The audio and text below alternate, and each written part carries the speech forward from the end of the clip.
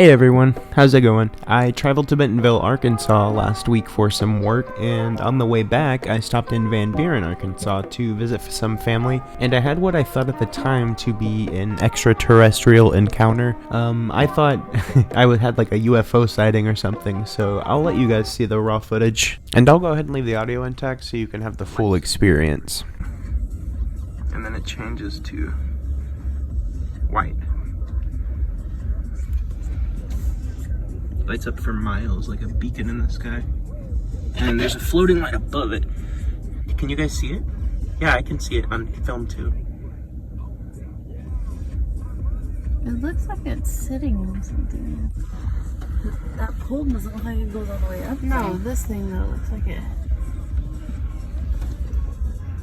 I don't see anything.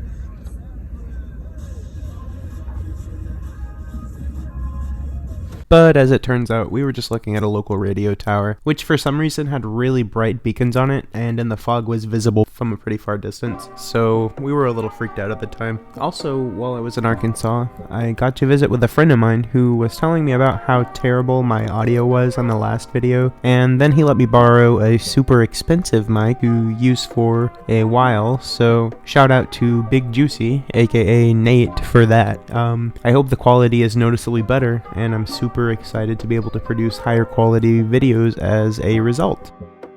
When I first got started in amateur radio, I only really had a Baofeng handheld, but I really wanted to start delving more into the hobby. I wanted something that I could use to receive radio signals and actually have a nice waterfall display, like the more expensive radios do. But unfortunately, my Baofeng does not have a water display without a bit of modification. After shopping around for a while and then deciding to do a bit of research, I realized that I had a computer that was more than capable of this task, but I'd need to get what is called an SDR adapter, or software-defined radio. According to Wikipedia, software-defined radio is a radio communication system where components that have traditionally been implemented in hardware, like mixers, filters, amplifiers, they're instead implemented by means of running software on your personal computer system, or an embedded system.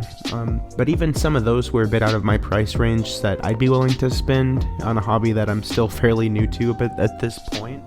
After all, I did mention that I have a Baofeng. And to make matters worse, I really didn't even know much whenever I was getting started about antennas at all, let alone what bands were better to use with certain antennas.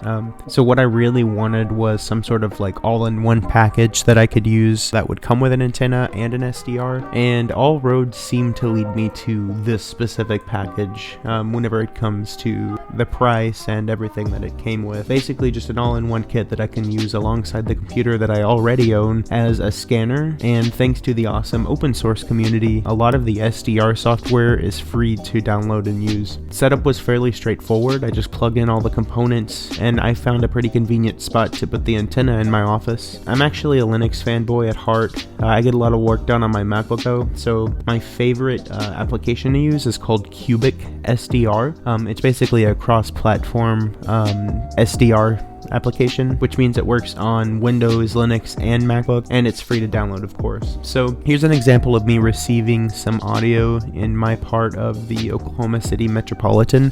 This is actually specifically a recording from our Monday night hamnet from K5EOK. I actually streamed this on my channel, so you can check it out there as well.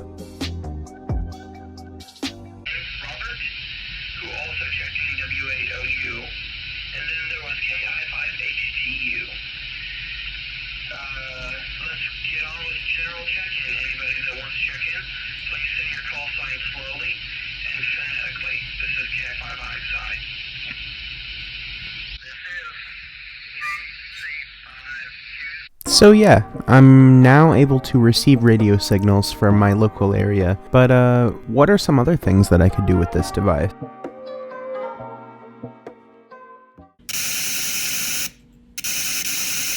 This piqued my interest, and I began learning more about this device. Apparently, these were originally USB TV tuner devices that were mass-produced starting from what I can tell around 2012, and had a common chipset called RTL 2832U. Evidently, this chipset was used in a number of differently named products, and after a group called Osmocom was able to develop drivers that converted the TV tuner into a wideband software-defined radio, the RTL SDR was born. It's now extremely popular, and there are a ton of different use cases for this.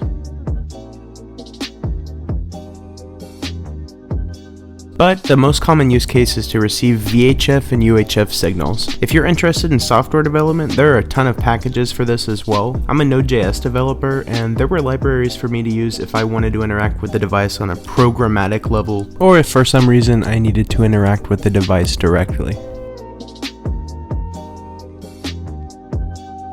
Beyond what I've already covered whenever it comes to software to run, I did mention that I'm a Linux fanboy at heart, so of course I do have a distribution to recommend. There's a distribution called Skywave Linux. It's essentially a whole operating system designed specifically for amateur radio and SDR play. So it comes with everything you need built right in to do things such as track local aircraft, decode digital mode radio, and of course it does come with Cubic SDR installed as well. It's also free to download and install. I recommend having a live version on a USB stick so that you could just plug it into any computer you have nearby and suddenly it becomes a ham shack. I keep my RTL SDR and Skywave Linux USB device with me everywhere I go, and I haven't stopped being amazed at all the things that I can do with it.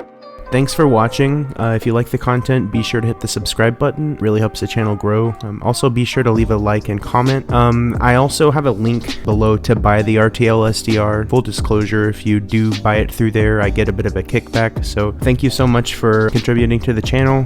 Till next time, this is Radio Oklahoma, and have a great day.